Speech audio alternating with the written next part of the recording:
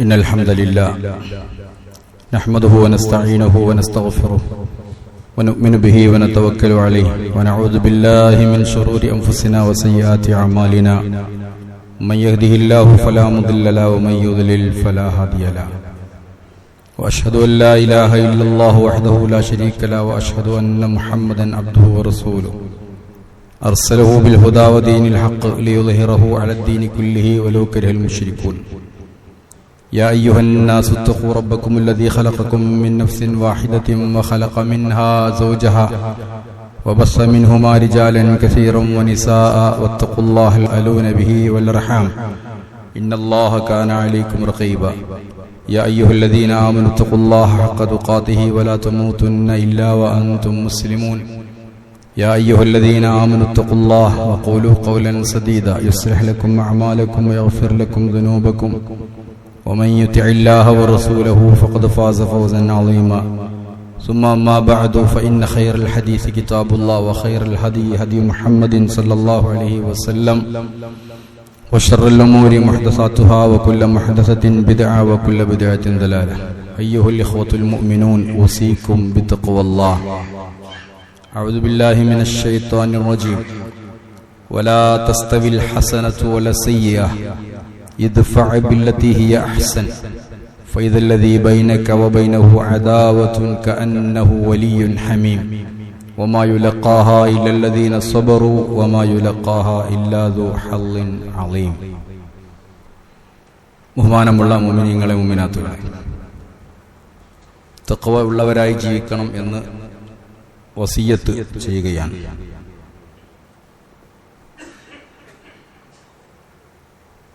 സൂറത്തുൻ നഹ്ലിലെ 90-ാമത്തെ ആയത്താണ് നമ്മൾ വിശദീകരിച്ചത്.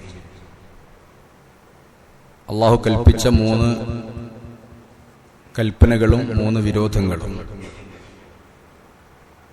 അതില് അദ്ല് നമ്മൾ പറഞ്ഞു, ഇഹ്സാനാണ് പറഞ്ഞുകൊണ്ടിരിക്കുന്നത്. ഇഹ്സാനിനോട് കൂടെ വരുന്ന പ്രധാനപ്പെട്ട ഒരു കാര്യം ക്ഷമ കഴിഞ്ഞ ആഴ്ച സൂചിപ്പിച്ചു. അടുത്തൊരു ഇഹ്സാൻ ഖുർആൻ പരിചയപ്പെടുത്തുന്നത് ശത്രുക്കളോടുള്ള ഇഹ്സാനാണ്. നമ്മുടെ ശത്രുപക്ഷത്ത് നിൽക്കുന്ന ആളുകൾ, ശത്രുക്കൾ ഉണ്ടാകും എല്ലാവർക്കും. എത്ര തന്നെ നമ്മൾ വിചാരിച്ചാലും നമുക്ക് ശത്രുക്കൾ ഉണ്ടാകും.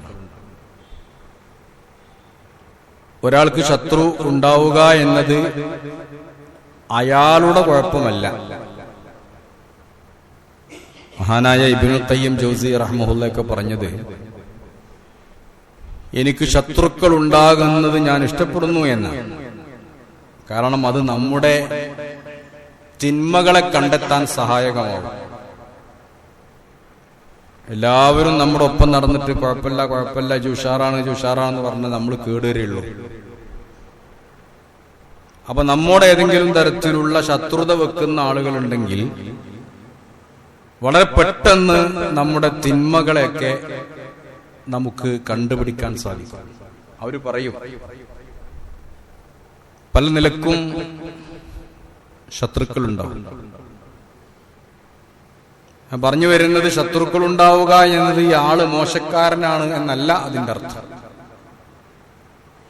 അസൂയ കൊണ്ട് ശത്രുക്കളുണ്ടാവും.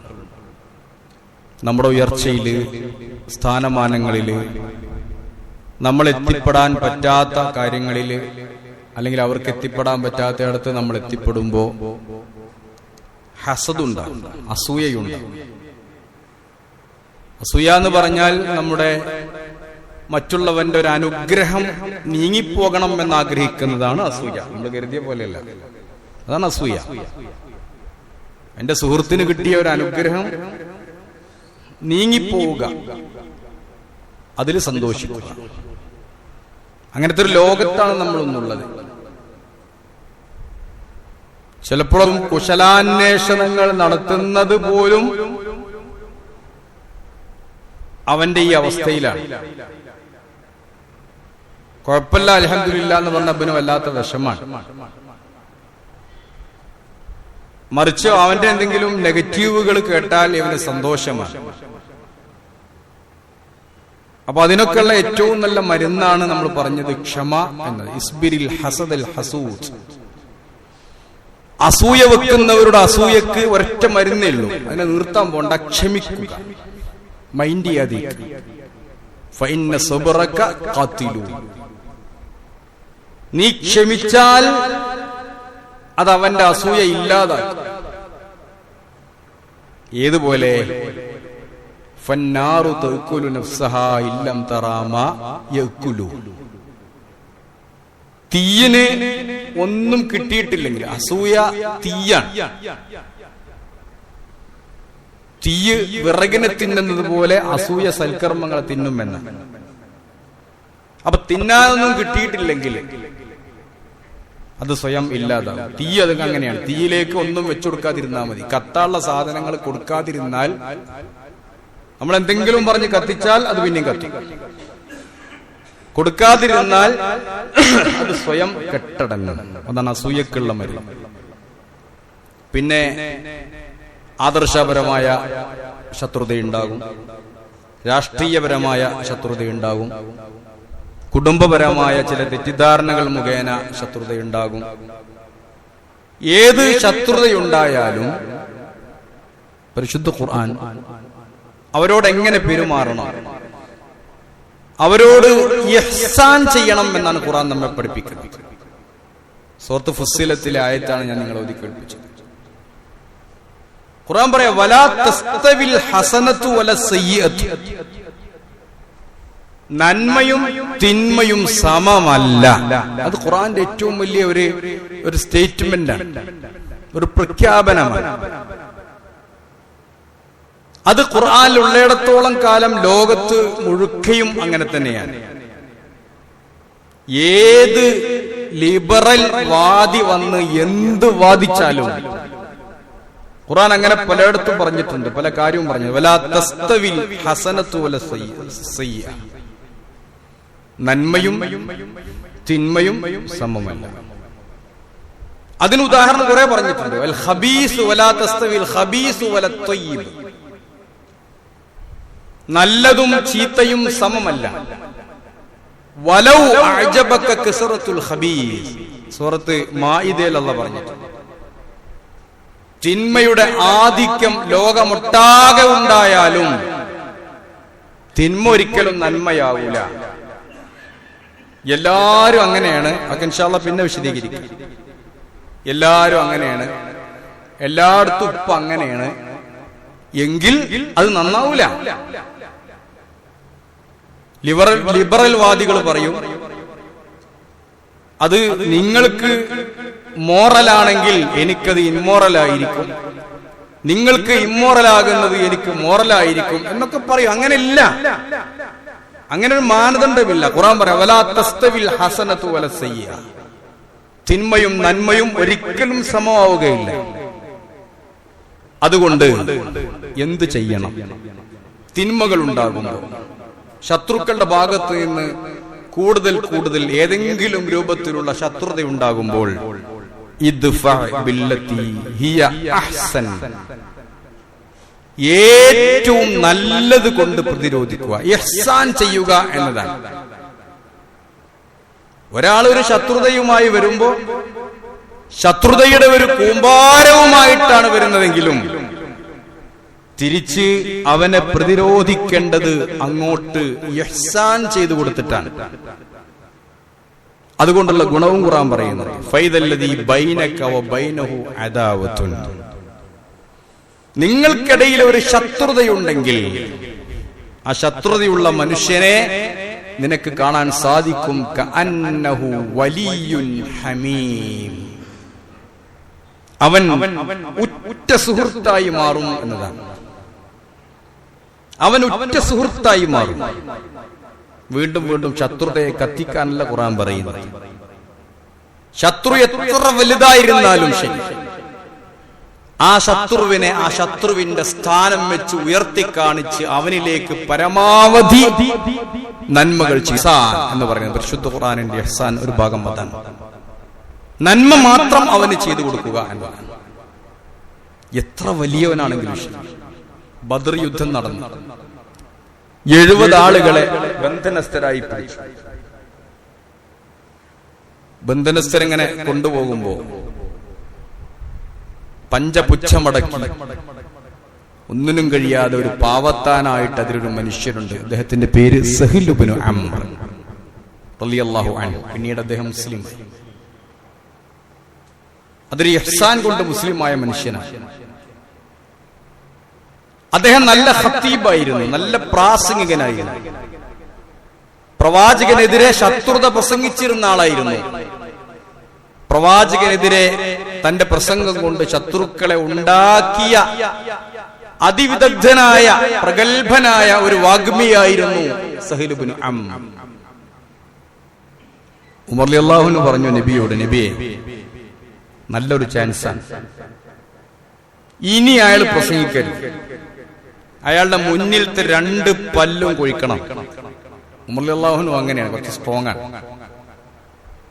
മുന്നിൽ 2 പല്ല് കൊഴിച്ചാൽ പിന്നെ പ്രസംഗിക്കാൻ കഴിയില്ല, പിന്നെ കാറ്റേ വരുള്ളൂ, അക്ഷരങ്ങൾ ശരിയാവില്ല. അപ്പൊ മുന്നിലെ 2 പല്ലും കൊഴിക്കണം എന്ന് ഉമർ ഖത്താബ് റളിയല്ലാഹു അൻഹു നബിയോട് പറയാം. എന്തും ചെയ്യാം, ആരോടെ ചോദിക്കൂല. നബി സല്ലല്ലാഹു അലൈഹി വസല്ലം പറഞ്ഞു, വേണ്ട, ചിലപ്പം നിങ്ങൾ ഈ പറഞ്ഞത് മാറ്റി പറയേണ്ടി വരും. ആലോചിച്ചു, ചിലപ്പോ നിങ്ങൾ ഈ പറയുന്നത് മാറ്റി പറയേണ്ടി വരും. ഞാൻ അദ്ദേഹത്തെ വൈകല്യമുള്ള ആളാക്കി മാറ്റിയാൽ ഉമസ്സിലു വലൗ കുന്തു നബിയ്യൻ.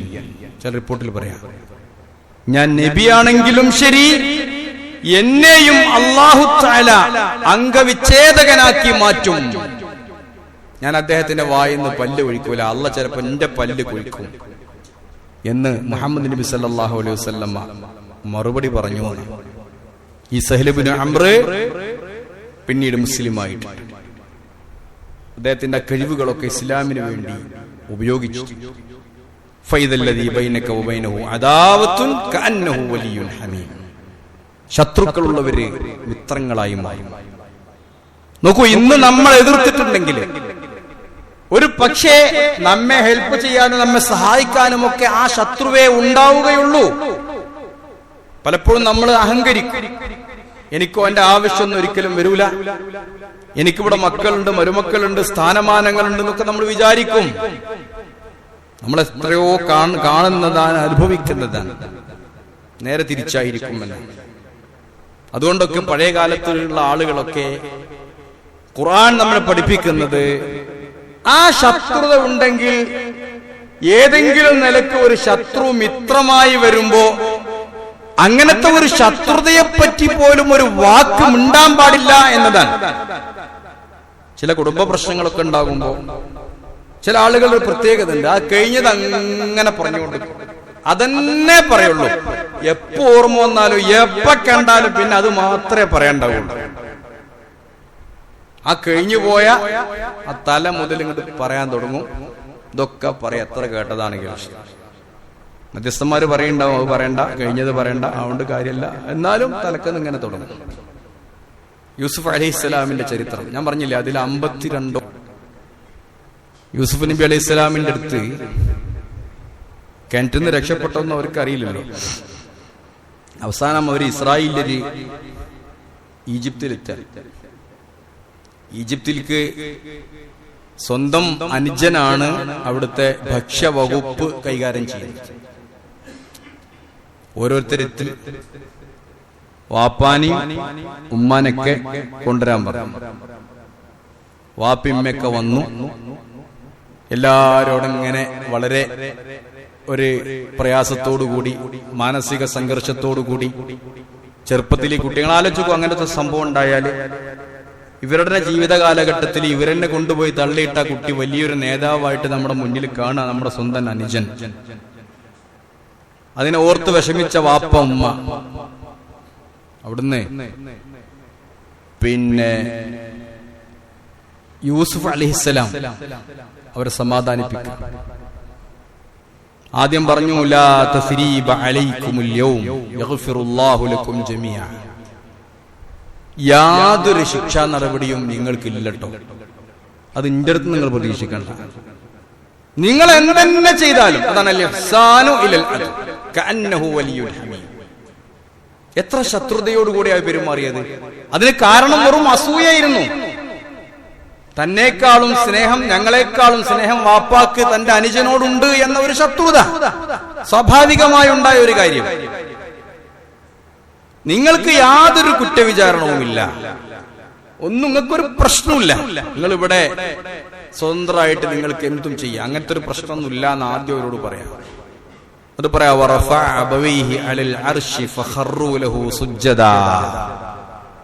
വാപ്പാനൊക്കെ അവിടെ ഇങ്ങനെ കയറ്റിയിരുത്തി.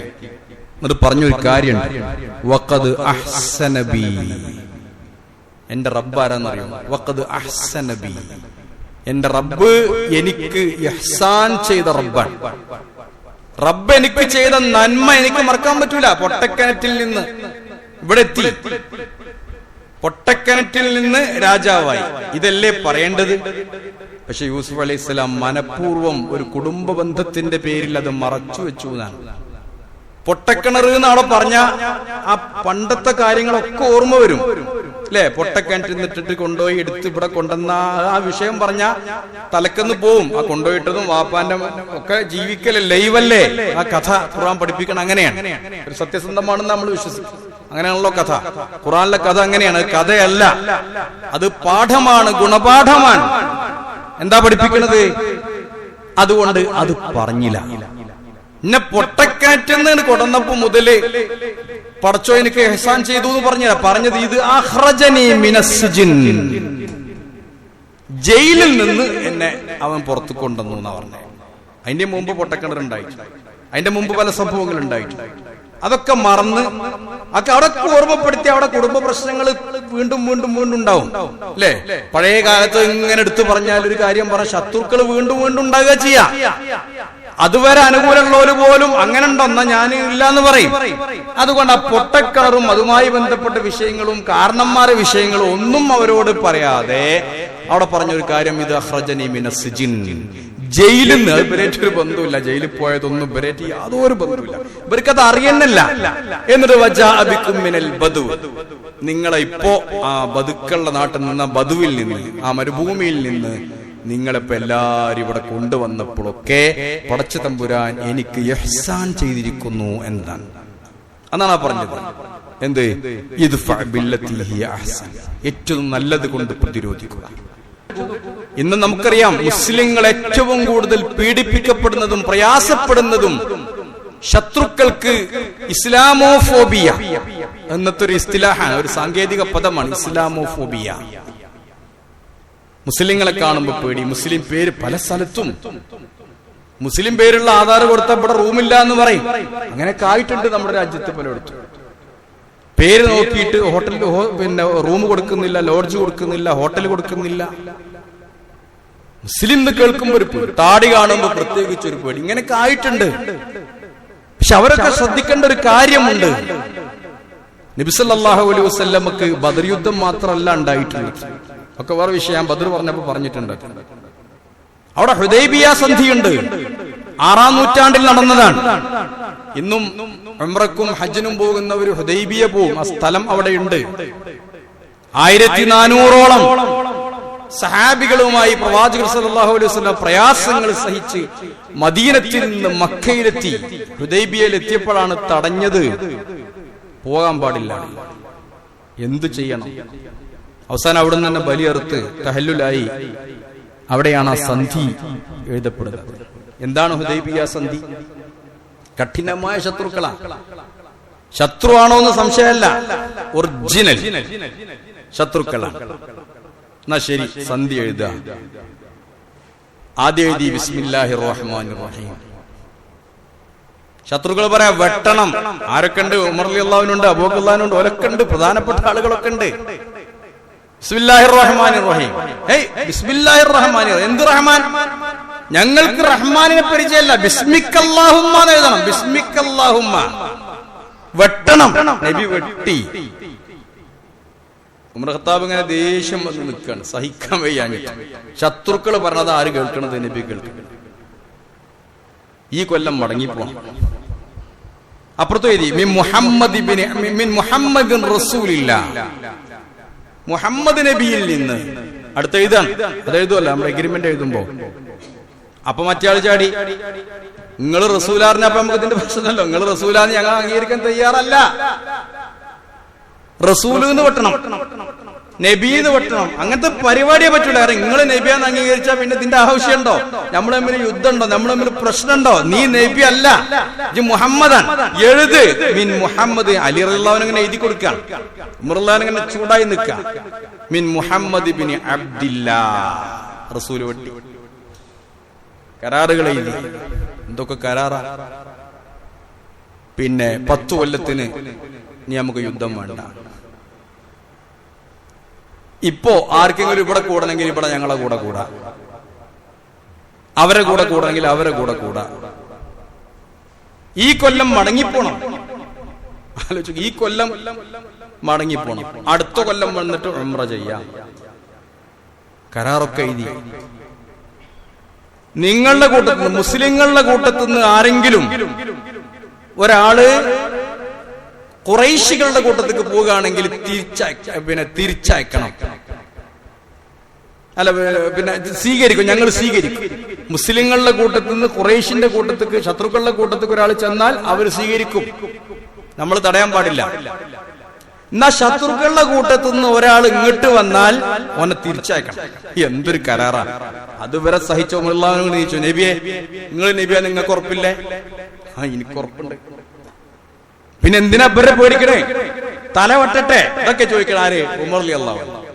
നബി പറഞ്ഞുണ്ടാൻ പാടില്ല. ആ നന്മ അവിടെ നിന്നു, ആ നന്മ അവിടെ നിലനിന്നു, അതും അംഗീകരിച്ചു. അപ്പോഴാണ് അബൂജന്ദൽ, അദ്ദേഹത്തിന് പിന്നെ കുട്ടികളും മക്കളൊന്നും ഉണ്ടായിട്ടില്ല. അബൂജന്ദൽ ഇസ്ലാം സ്വീകരിച്ച് വന്നു. ഈ കരാറിന്റെ അടിസ്ഥാനത്തിൽ വന്നപ്പോ അബൂജന്ദലിനെ മുഹമ്മദ് മടക്കിയേക്കാണ്. ഇതൊക്കെ സംഭവിച്ചിട്ടുണ്ട് ചരിത്രത്തിൽ. ശത്രുക്കളോടുള്ള സമീപനം വാളെടുത്തിട്ട് മാത്രമല്ല, അതൊക്കെ വേറെ ചില വിഷയങ്ങളുണ്ട്. എല്ലാം പഞ്ചപുച്ഛമടക്കി നിൽക്കണം എന്നല്ല, അതൊക്കെ വേറെയുണ്ട്. പ്രതിരോധങ്ങളുണ്ട്, യുദ്ധങ്ങൾ ഉണ്ടായിട്ടുണ്ട്.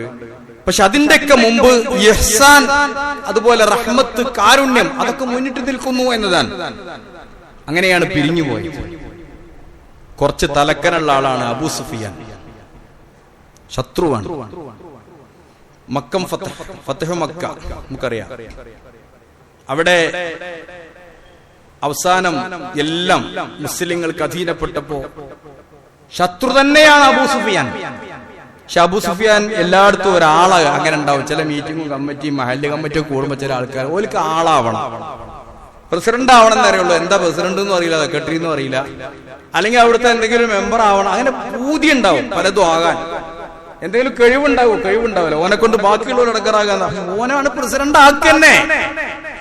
എന്നാ ഓന്റെ ശല്യം തീരുമല്ലോ. എന്നാ ഓൻ തന്നെ ആയിക്കോട്ടെ പ്രസിഡന്റ്. നമ്മളൊക്കെ കമ്മിറ്റിയിലുണ്ടാവും ചില അഡ്വൈസറി ബോർഡുകാർ. ഒന്നിനും പറ്റാത്ത ഒച്ചമണി ഉണ്ടാക്കുന്ന കുറച്ച് ആൾക്കാർ അഡ്വൈസറി ബോർഡ് കണ്ട് 10 ആളെ പേരവിടെ എഴുതിക്കുക. മീറ്റിംഗ് ഒക്കെ ഉണ്ടാവും പോലെ വിളിച്ച് ഇതിന്റെ മുകളിൽ കയറ്റിയിരുത്തുക. ഇതൊക്കെ അള്ളാന്റെ ദുനിയാവിൽ നമ്മുടെ നാട്ടിൽ മാത്രമേ ഉള്ളൂ. വേറെ പ്രസംഗിക്കുന്ന ആൾ മാത്രമേ ഉണ്ടാവുള്ളൂ സ്റ്റേജിൽ. നമ്മൾ കുറെ ആൾക്കാർ, സദസ്സിലേക്കാളും ആൾക്കാർ സ്റ്റേജിൽ കുത്തിരിക്കും. ഒക്കെ നമ്മുടെ നാട്ടിലെ നിയമങ്ങളാണ്. അതൊക്കെ എവിടെ നിന്ന് ഉണ്ടായിന്ന് അറിയില്ല. രാഷ്ട്രീയക്കാരെന്ന് വന്നതാവാം, മതപരമായിട്ടും അങ്ങനെ തന്നെ നമ്മൾ കാണുന്നത്. ഇതിന്റെ ആവശ്യമില്ല. അതുപോലെ തന്നെ മുഖ്യ രക്ഷാധികാരികൾ എന്നിട്ട് അവിടുത്തെ കാരണന്മാരൊക്കെ പാടെ പിടിച്ച് എന്തെങ്കിലും പറ്റുമോ? ഒന്നിനും കഴിയില്ല, നമുക്കറിയാം. പക്ഷെ അങ്ങനെ ചില ആളുകൾ ഉണ്ടാവും നാട്ടിലൊക്കെ. ഖുർആൻ പറയുന്നത്, ഹദീസ് പറയുന്നത്, ഇസ്ലാം പറയുന്നത് അവർക്കൊക്കെ അർഹിക്കുന്ന പ്രാധാന്യം കൊടുക്കണം. കണ്ട കാലായില്ലേ, ഇനി തന്തയില്ലേ, നിങ്ങളാണ് ഒഴിഞ്ഞിരുന്നോളൂ, നിങ്ങൾ വഴിക്കന്നെ വരണ്ടെന്ന് പറയാൻ പാടില്ല. അതാണ് നിയമം. കാരണം അവരെ കൊണ്ട് ചില ഗുണങ്ങൾ ഉണ്ടാകും. അപ്പൊ അബൂ സുഫിയാൻ ഇങ്ങനെ ഒരു സ്ഥാനവും മാനൊക്കെ ഇങ്ങനെ ആഗ്രഹിക്കുന്ന ആളാവും. പ്രത്യേക കാര്യമൊന്നുമില്ല, ഒരിക്കലും ആളാവണം എന്നുള്ളൂ. അപ്പോഴെന്താ മുഹമ്മദ് നബി സല്ലല്ലാഹു അലൈഹി വസല്ലം പറഞ്ഞത്? മൻ ദഖല ദാറ അബി സുഫിയാൻ ഫഹുവ ആമിനുൻ. ശത്രുക്കളെ എങ്ങനെ പിടിക്കണം? മൻ ദഖലൽ മസ്ജിദൽ ഹറാം ഫഹുവ ആമിനുൻ. മസ്ജിദുൽ ഹറാം കയറിയിരുന്നാൽ അവനെ പിടിക്കാൻ പാടില്ല, അവന് രക്ഷയുണ്ട്. ആരെങ്കിലും സ്വന്തം വീട്ടിൽ പുറത്തിറങ്ങാതെ വാതിലടച്ചിരുന്നാൽ, അവിടെ 144 പുറത്തിറങ്ങിയാൽ വെടിവെക്കുന്ന പറയില്ലേ, പുറത്തിറങ്ങാൻ പാടില്ല. ലോക്ക്ഡൌൺ, പുതിയ പേരാണ് ലോക്ക്ഡൌൺ. പുറത്തിറങ്ങാൻ പാടില്ല, ലോക്ക്ഡൌൺ പ്രഖ്യാപിച്ചിരിക്കുക. ആർക്കാ പുറത്തിറങ്ങാൻ പറ്റുക? ആർക്കും ഇറങ്ങാൻ പറ്റില്ല. വീട്ടിൽ വാതിലടച്ചിരുന്നാൽ അവൻ ആരും കൊല്ലൂല, പിടികൂടൂല. അബൂ സുഫിയാന്റെ വീട്ടിൽ കയറിയിരുന്നാൽ അവൻ നിർഭയനാണ്. ഒരു കാര്യമില്ല. അവിടെ ഇരുന്നിട്ട് ഓൽക്കോ ഇരിക്കണോൽക്കോ പക്ഷെ അബൂ സുഫിയാൻ ഒന്ന് വലുതാക്കി. അബൂ സുഫിയാന്റെ ആ മനസ്സ് കണ്ടറിഞ്ഞു മുഹമ്മദ് നബി സല്ലല്ലാഹു അലൈഹി വസല്ലം. അതാണ് ഇദ്ഫഅ ബില്ലത്തി ഹിയ അഹ്സൻ. അബൂ സുഫിയാൻ തന്നെ പ്രഖ്യാപിച്ചു, വീട്ടിൽ വന്നോളൂ, കയറിയിരുന്നോളൂ, നിങ്ങൾക്ക് രക്ഷയുണ്ട്. പിന്നീട് അബൂ സുഫിയാൻ മുസ്ലിമായി. അതാണ് ഫൈദല്ലദീ ബൈനക വബൈനഹു അദാവത്തുൻ കഅന്നഹു വലിയ്യുൻ ഹമീം. അവര് ഉറ്റ സുഹൃത്തുക്കളായി മാറും. ഇങ്ങനെ ഒരുപാട് സന്ദർഭങ്ങൾ, സംഭവങ്ങൾ പരിശുദ്ധ ഖുർആനില്, ഹദീസില്, ചരിത്രത്തില് നമുക്ക് കാണാൻ സാധിക്കും. ത്വായിഫില് നബി സല്ലല്ലാഹു അലൈഹി വസല്ലം ത്വായിഫിലേക്ക് പോവുക. കുടുംബക്കാര്, അമ്മാവന്മാരൊക്കെ അവിടെ ഉണ്ട്. എന്തെങ്കിലുമൊക്കെ ഉപകാരം കിട്ടുമെന്ന് വിചാരിച്ചിട്ടാ പോണത്. അവിടുന്ന് കല്ലെറിഞ്ഞാട്ടി കാലില് ചോര വന്നു. ഒരു ഭാഗത്ത് ഇങ്ങനെ വിശ്രമിക്കുമ്പോ ചരിത്രത്തിൽ പറയുന്നുണ്ട്, സഹിയായ സംഭവമാണ്. ചരിത്രത്തിൽ പറയുന്നുണ്ട്, പിന്നെ രണ്ട് മലകൾക്കിടയിൽ ഇങ്ങനെ ഇരിക്കുമ്പോ, മലന്നെയുള്ള മക്കത്തും അടക്കെ ഉള്ളൂ, തായിഫിലൊക്കെ മലകൾ അങ്ങക്കറിയാലോ. അപ്പൊ 2 മലക്കുകൾ വന്നു. മലക്ക് നബിയെ, നിങ്ങൾ സമ്മതം തന്നാൽ ഈ മലകളെ കൂട്ടിമുട്ടിച്ച് അതിന്റെ ഉള്ളിൽ അകപ്പെടുത്തി അവരെയൊക്കെ കൊന്നുകളയാം എന്ന് പറയാൻ. അപ്പോഴും അവിടെ പ്രവർത്തിച്ചത് അവർ നന്മയുടെ മനസ്സാണ്. നമ്മൾ പറയില്ലേ, നന്മ മരം എന്നൊക്കെ പറയില്ലേ, നന്മയുടെ മനസ്സാണ്. അത് ദുരുദ്ദേശങ്ങളൊന്നുമില്ലാത്ത നന്മ മരമായിരുന്നു മുഹമ്മദ് നബി സല്ലല്ലാഹു അലൈഹി വസല്ലം. നബി പറഞ്ഞു, വേണ്ട വേണ്ട, ചിലപ്പോ ഈ എന്നെ ആട്ടി ഓടിച്ച ഈ ഖൗമിന്റെ കുടുംബത്തിൽ നിന്ന് അള്ളാഹുവിനെ മാത്രം ആരാധിക്കുന്ന, ലാ ഇലാഹ ഇല്ലല്ലാഹ് എന്ന് പ്രഖ്യാപിക്കുന്ന ഒരു വിഭാഗം പിന്നീട് വരാൻ സാധ്യതയുണ്ട്. അവരെ നശിപ്പിക്കണ്ട.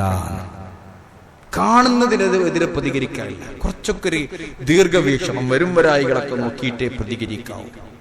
പ്രത്യക്ഷത്തിൽ എന്തെങ്കിലും ഉണ്ടെന്ന് എഴുതിയിട്ട് അങ്ങനെ തന്നെ നഞ്ഞ് ശരിയാവൂല, അതൊക്കെ അവസാനിച്ചു എന്ന് തീരുമാനിക്കലല്ല. അതിന്റെ അപ്പുറവും നമുക്കൊരു പ്രതീക്ഷയുണ്ടാവണം. അതാണ് പറഞ്ഞത്. അപ്പോ നബി സല്ലല്ലാഹു അലൈഹി വസല്ലം ഇഹ്സാൻ എത്രയാണ്? ഒന്ന് മൂളിയാ മതി, അല്ലേ? ഒന്ന് മൂളിയാ മതി.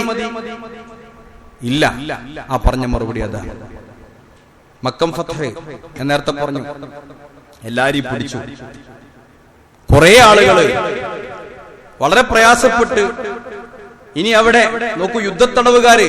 ഇപ്പോ നമ്മൾ കേട്ടുകൊണ്ടിരിക്കുന്ന ന്യൂസ്, ഇസ്രായേലില് അവര് സ്വയം ഒരു നിയമമുണ്ടാക്കിയിരിക്കുകയാണ്. എന്തിനു വേണ്ടിയിട്ട്?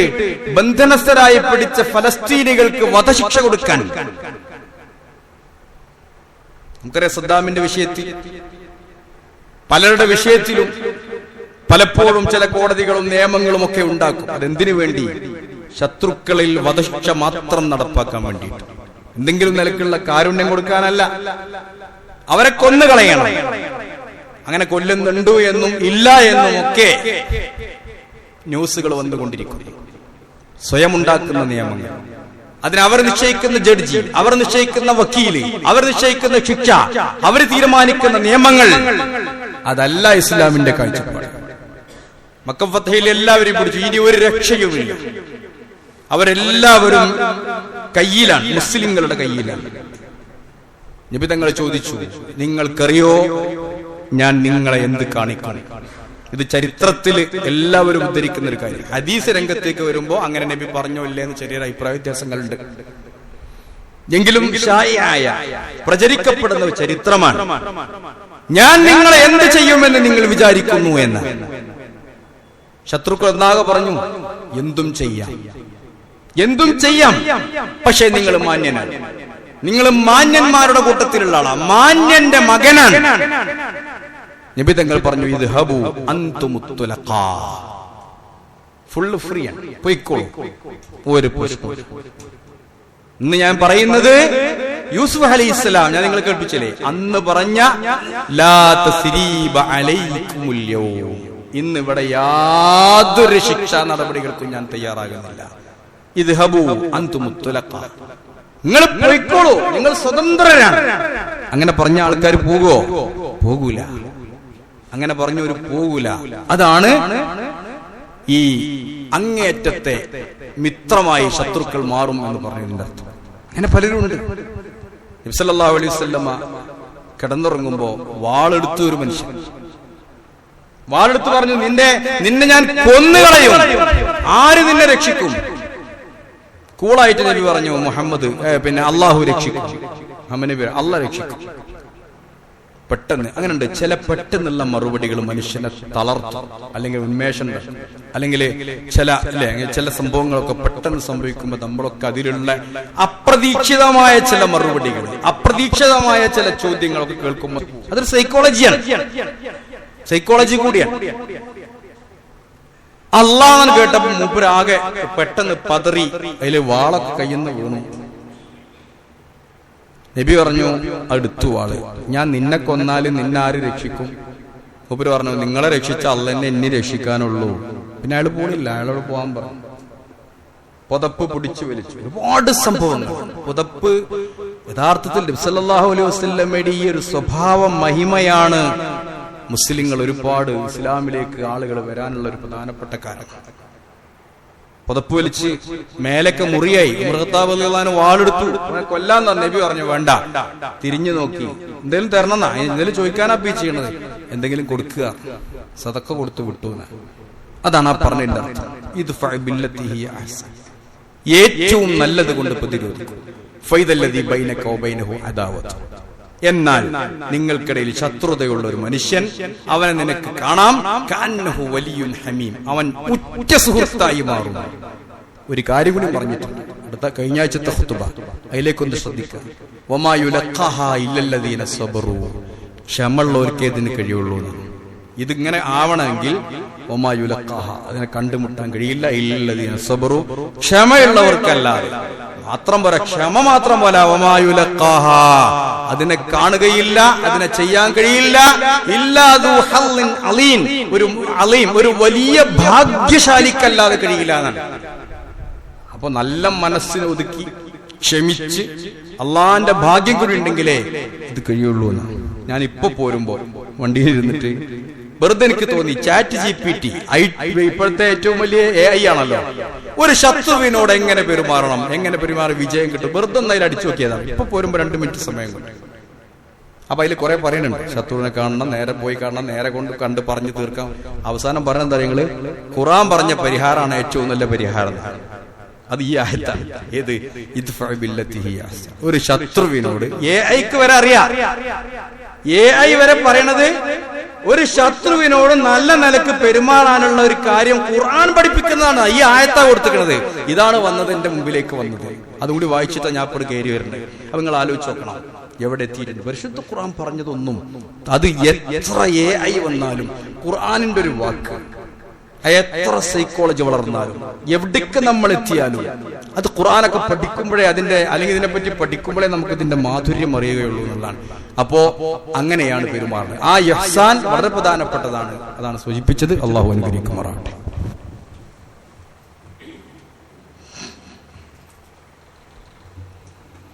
അൽഹംദുലില്ലാഹി റബ്ബിൽ ആലമീൻ വൽ ആഖിബത്തു ലിൽ മുത്തഖീൻ വലാ ഉദ്വാന ഇല്ലാ അലൽ ളാലിമീൻ വസ്സലാത്തു വസ്സലാമു അലാ അഷ്റഫിൽ അംബിയാഇ വൽ മുർസലീൻ നബിയിനാ മുഹമ്മദിൻ വആലിഹി വസഹ്ബിഹി അജ്മഈൻ.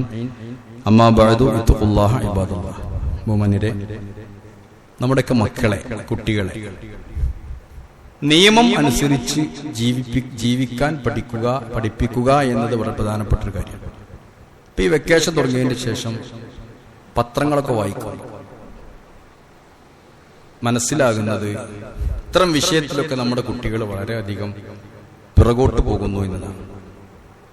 ഞാനൊക്കെ കുട്ടികളോട് പറയലുണ്ട്, നിങ്ങൾ ഇത്ര ഓവർ ധൈര്യം കാണിക്കുന്നത് നിങ്ങൾ പത്രം വായിക്കാത്തത് കൊണ്ടാണ്. നിങ്ങൾക്ക് ഒരു 35 വയസ്സിന്റെ താഴെയുള്ള ഒരാള് പോലും ദിനപത്രങ്ങൾ വായിക്കില്ല. നിങ്ങൾ വേണമെങ്കിൽ പത്രത്തിന്റെ ഏജന്റുമാരോടും ചോദിച്ചാൽ അറിയേണ്ട പോലെ എന്താണ്, ഒരു മനുഷ്യൻ വായിക്കണില്ല.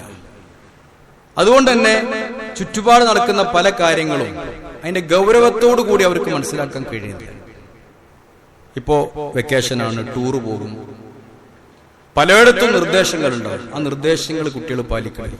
അതിന്റെ പേരിൽ കുറെ എണ്ണം വെള്ളത്തിൽ വീണിട്ട്, മലം വന്ന് വീണിട്ട്, അതുപോലെ തന്നെ മേലെ ഇങ്ങനെ ബാരിക്കേഡ് മറികടന്ന് വീണിട്ട് കണ്ടമാനം അപകടം വരുത്തുന്നുണ്ട്. ഞാൻ പെരുന്നാൾ ഖുതുബക്ക് സൂചിപ്പിച്ചൊരു കാര്യം ഒന്നും കൂടി ഓർമ്മിപ്പിക്കുക. ഫസ്തഖീം കമാ ഉമിർത. നബി നിങ്ങൾ എന്തെങ്ങനെ നേർച്ചിക്കണ്? നബി പറഞ്ഞു, ഹൂദ് സൂറത്തും അതിന്റെ അപ്പുറത്തുള്ള സൂറത്തുകളൊക്കെയാണ് എന്നെ നിരപ്പിച്ച് കളഞ്ഞു. ഏതായത്താണ് കൂടുതൽ നിങ്ങൾക്ക് പ്രയാസം ഉണ്ടാക്കിയത്? ഫസ്തഖീം കമാ ഉമിർത. പറഞ്ഞത് കേട്ട പോലെ ജീവിക്കണം. ഇത് നമ്മൾ കുട്ടികളെ പഠിക്കണം. പറഞ്ഞത് കേട്ട് ജീവിക്കണം.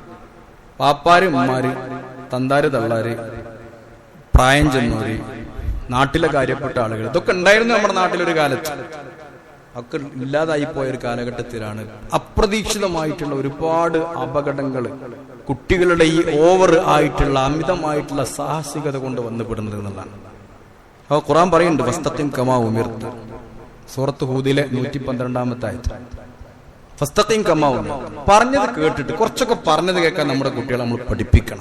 ചെറുപ്പം മുതൽ തന്നെ അങ്ങനെ ചില കാര്യങ്ങൾ, ചില ശാസനകളൊക്കെ ആവശ്യമാണ്.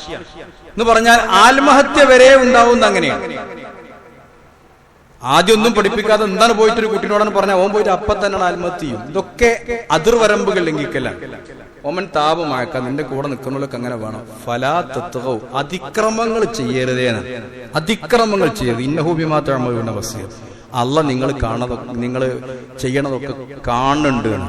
ഈ ഒരു ബോധം നമ്മുടെ കുട്ടികൾക്ക് ഉണ്ടാക്കി കൊടുക്കണം. അങ്ങനെ ഉണ്ടാക്കി കൊടുത്താൽ അപകടത്തിന്റെ ന്യൂസുകൾ നമുക്ക് കുറെ കുറഞ്ഞു കിട്ടും, അപകടങ്ങൾ കുറഞ്ഞു കിട്ടും. വ്യത്യസ്തമായിട്ടുള്ള അപകടങ്ങൾ ഒക്കെ ഉണ്ടാകുന്നത് ഈ അതിസാഹസികത കൊണ്ടാണ്. നമ്മൾ ശ്രദ്ധിക്കൂല.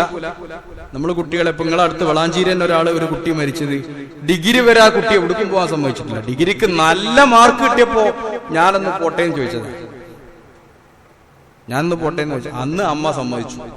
അന്ന് ബൈക്കേറ്റ് പോയിട്ട് അപ്പൊ തന്നെ ആ ദിവസം തന്നെ ആ സർട്ടിഫിക്കറ്റ് കിട്ടിയ ദിവസം, അതായത് എന്തായാലും സെറിമണി അതൊക്കെ ഉണ്ടല്ലോ ആഘോഷിക്കണം, അന്ന് തന്നെ ആ കുട്ടി മരണപ്പെട്ടു.